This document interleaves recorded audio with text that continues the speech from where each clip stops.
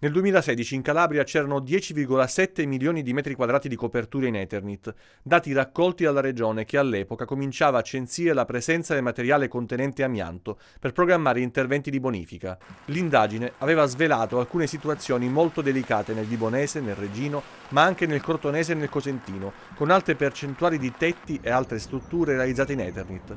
Parallelamente al censimento si era proceduto anche a raccogliere i dati relativi all'incidenza sul territorio regionale del mesotelioma, tumore molto aggressivo che colpisce il tessuto di rivestimento dei polmoni, originato dall'esposizione alle fibre di amianto.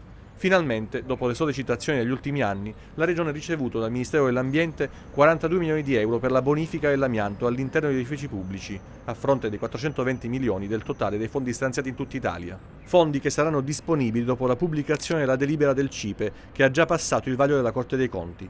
L'amministrazione regionale intende utilizzare questi fondi, ha detto l'assessore all'ambiente Antonella Rizzo, in concertazione con i comuni attraverso procedura diretta di affidamento.